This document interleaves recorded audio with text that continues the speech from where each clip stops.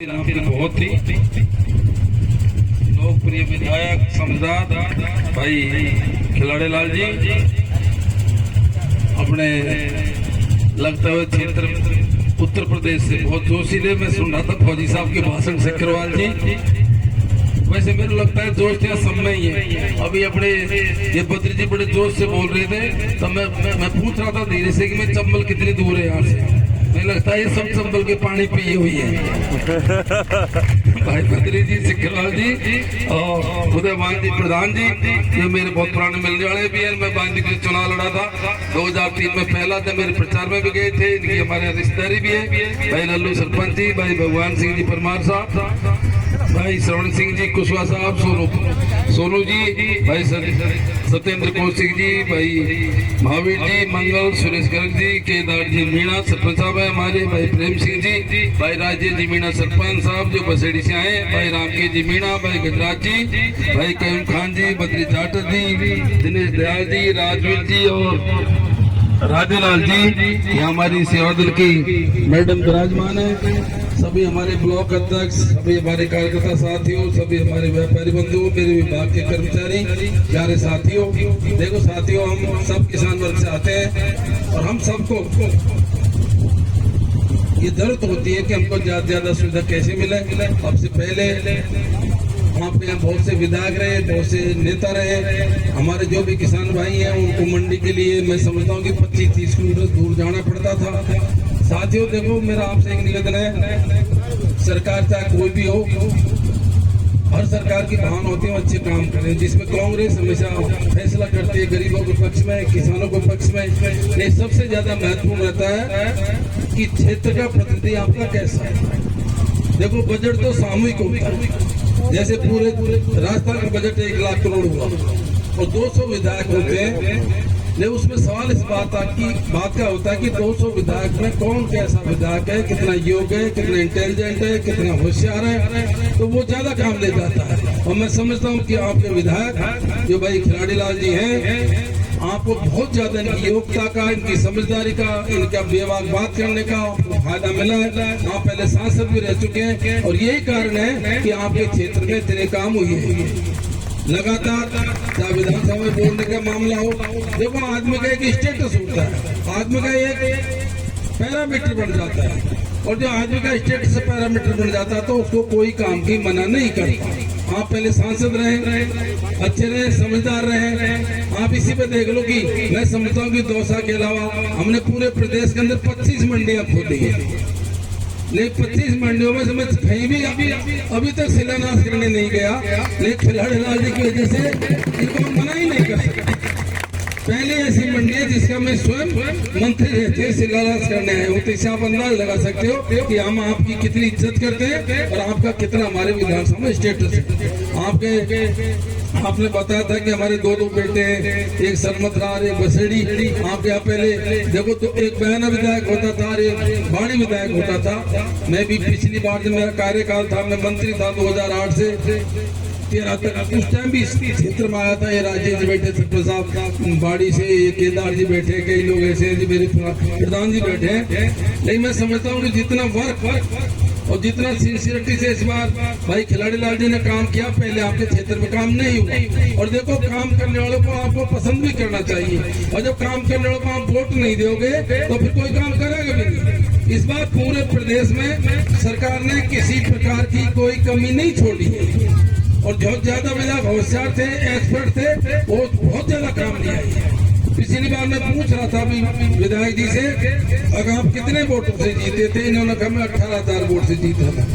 साथियों मैं जब मानूंगा आप कम से कम दुगने तो करना इस बार, क्या दुगने कर पाओगे ना, हार दो ना 36 तो ये अपने मानेंगे।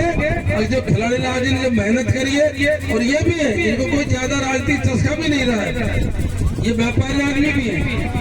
जो हमारे वैश्य समाज के लोग बैठे हैं, मान लो व्यापारी आदमी भी है, और व्यापारी आदमी होता है जो सबको 36 कौम को साथ में लेके चलता है, तभी उसका व्यापार सिद्ध होता है। इसलिए ये 36 कौम को साथ में लेके चलते हैं, कभी कोई जातिवाद की बात नहीं है, कोई और बात नहीं है। हम विधानसभा में इनको देखते हैं, अपनी बात को आपने देखा होगा, चाहे गहलोत साहब हो, चाहे पायलट साहब हो, जिनके दिल में आता है जो सत्य होता है बोलते हैं। बोलते उस पर कभी रुकते नहीं है। हम कई बार कहते भी मैं साहब नहीं, मैं तो बोलूंगा। कई बार हमको डेट ही बता देते हैं, इस डेट को ये होने वाला है। मैं कहा साहब आपको कैसे पता लगता है, क्योंकि इनके सोर्स दिल्ली तक भी है। कई भाई कह रहे थे भाई जब मैं कहता हूँ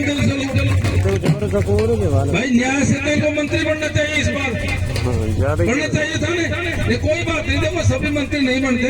अगली बार सरकार रिपीट होगी तो हम ज्यादा वोटों से जिताना तो मंत्री अपना बन जाएंगे भाई। वो आपका रिकॉर्ड तो बनना तगड़ा, तो अपना मंत्री बन जाएंगे। देखो अपने सिकराल साहब राष्ट्रीय राजनीति की बात करी थी, मोदी जी की बात करी थी। आप यूपी से लगते हो, आपके यूपी के संस्कार ज्यादा, हमारे थोड़े कम है। आपके 1.5 किलोमीटर यूपी है, 1.5 किलोमीटर है।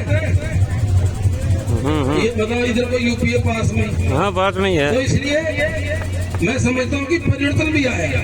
देखो जब से बीएसपी कमजोर हुई उत्तर प्रदेश में, कमजोर क्या, जब से लोगों को ये पता लगा कि बीजेपी और बीएसपी एक ही बात है। वो सब बीएसपी वही काम करती है जो बीजेपी बोलती है। उसका फर्क हमारे भी आएगा और उत्तर प्रदेश में भी आएगा निश्चित। हमारे गरीब भाई, कमजोर तबके के लोग जिनका झुकाव हो गया था किसी कारण से, और वापस बहुत तेजी से कांग्रेस की तरफ बढ़ रहे हैं। वो जानते हैं कि स्थायी समाधान इस बीजेपी का स्थायी समाधान कांग्रेस ही कर सकती है और कोई पार्टी नहीं कर सकती। इसलिए सिकरवा जी हमारी भी शुभकामनाएं आपको कि आप मेहनत करो, संघर्षशील, बहुत जोश में थे। मैं तो सोचा कि यही तो फायरिंग नहीं कर दी। इसलिए वो होना भी चाहिए, वहाँ की स्थिति ऐसी है। आप लड़े थे, अच्छे वोट लिए थे आपने। अभी तो पहले हमारा चुनाव आ रहा है, देखो फिर बेईमानी होने जा रही है। क्या हो रहा है पता है क्या? अभी तो अभी भ्रम है, हमको हो सकता कर दे, कोई बात नहीं, मोदी कुछ कर सकते हैं। उनको पता है कि इस बार मध्य प्रदेश में हमारा सुपड़ा साहब है, छत्तीसगढ़ में सुपड़ा साहब है, राजस्थान में सुपड़ा साहब है। तो वो सोच रहे हैं कैसे करूं, तो लोकसभा विधानसभा के चुनाव को साथ साथ कराने की सोच रहा है। उनके दिमाग में ऐसी बात, ये कुछ भी गड़बड़ कर सकते हैं, कोई भी लफड़ा कर सकते हैं, कहीं भी दंगे भड़का सकते हैं, कहीं जातिवाद के, धर्मवाद के और बात के। मेरा तो आपसे निवेदन यही है कि आप सब ये सब चीजों से ऊपर उठ करके आपके विधायक जी को तगड़े वोटों से जिताना।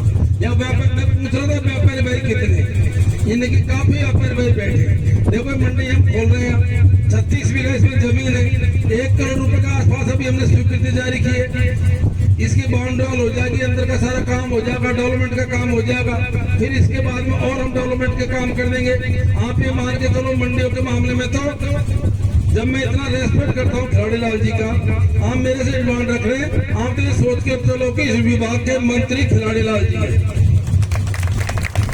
अब खिलाड़ी लाल जी मंत्री है तो ये मंडी तो है ही है, तो सरमथा में मंडी खुलेगी निश्चित। भाई मैं बोल रही थी जब यही मंत्री है, जब यही मंत्री है तो क्यों नहीं, क्या काम होगा। अब व्यापारी भैया से मेरा एक निवेदन है, आप ये बताइए जो 3 कानून हमारे ये सेवा दल की मैडम बोली थी, 3 कानून जब लाई थी बीजेपी, एक दिन जयपुर में हमारा बहुत बड़ा सम्मेलन था राजस्थान के व्यापारियों का, कोई ऐसे गया होगा, शहर गया था कोई व्यापारी यहाँ से, मुख्यमंत्री जी भी थे। थैंक यू एमएलए साहब खड़ा। देखो तो सारे व्यापारी थे पूरे प्रदेश के मंडियों पे। ज्यादातर जनरली कहावत है, जहाँ कोई वोट कहीं भी दो, लेकिन जनरल क्या सोचते हैं, व्यापारी वर्ग को बीजेपी वोट देता है 60-70%, है ना बात। जैसे हमारा एसटी का मामला तो ज्यादातर क्या सोचते हैं, ये कांग्रेस भी देते हैं। मैंने कहा था यदि 3 कानून लागू हो जाते तो सबसे ज्यादा बर्बाद इस देश का मंडी व्यापारी होता, उनका तो धंधे चौपट हो गए। बताइए आप, जो पार्टी आपके धंधे को चौपट कर देती है, मध्यम लेवल के जो व्यापारी है उनकी बीजेपी नहीं है। हो सकता है 1-2 लाख करोड़ के आदमियों की हो, अड्डानी अंबानी की हो, बड़े सेठों की हो, लेकिन हम जो गांव में रहते हैं, हम जो मध्यम व्यापारी है, उनकी बीजेपी नहीं है। आपकी तो यही ठीक है भाई। मंडियों में आपने यदि अब तक तो आधी मंडी बैठ जाती, अब तक तो आधी मंडी बंद नहीं हो जाती यदि 3 कानून लागू हो जाते। इसलिए कृपा करके आप सब लोग सरकार की मदद करें। ये हमारे माता बहनें बैठी हैं, एक से एक बड़ी योजना सरकार की है। मैं कहता हूँ कि जितनी योजना सरकार ने इस बार लागू करी है, गरीबों के लिए, किसानों के लिए, मजदूरों के लिए, प्रत्येक व्यक्ति के लिए, चाहे कोई पार्टी को इतनी योजना कभी लागू नहीं। मैं भी 2003 से राजनीति में, सबसे ज्यादा योजना लागू हुई है। क्षेत्र के स्थानीय विकास आपके विधायक जी ने कोई कमी छोड़ी नहीं। कितने कॉलेज आप ये बताओ, कभी सोचा था क्या आपने सोचा जंगल में ऐसी बिल्डिंगें बनेगी जो सामने खड़ी है? कल्पना नहीं करी होगी। आपने सोचा आगे कॉलेज की बिल्डिंग बन रही है, कभी सोचा नहीं होगा। हम चुनाव इसलिए करते हैं कि हमारे क्षेत्र में तगड़े विकास, इसलिए हम तो, यदि आप वास्तव में चाहते हो कि इस क्षेत्र का विकास और हो तो आने वाले टाइम में हमारे विधायक जी को, खिलाड़ी लाल जी को और तगड़े वोटों से आप जिताना, तो मेरे को भी ये लगेगा। देखो हमारे स्वजाति बंधु भी यहाँ हैं, मेरा उनसे विशेष निवेदन है। मैंने बोला कि पहली बार मैं अपने किसी मंडी को उद्घाटन करने आया। वैसे तो हमारे 70-80% कांग्रेस में होते हैं, लेकिन इस बार मेरे खाते का जोर और लगा देना भाई। खाऊं बैठे केदार राजेश भाई, मेरे बट का जोर भी लगाना, ठीक है ना? हाँ, इसलिए क्या हमारे मल्लिका जी मेरे मित्र पड़ोस में रहते हैं। देखो हमारी बात सुनो, ये दो विधायक, वैसे हमारे सबको वोट देना, हमारे सभी साथी है। ये दोनों विधायक, मल्लिका जी मेरे भाई है और खिलाड़ी जी मेरे भाई है, ठीक है ना?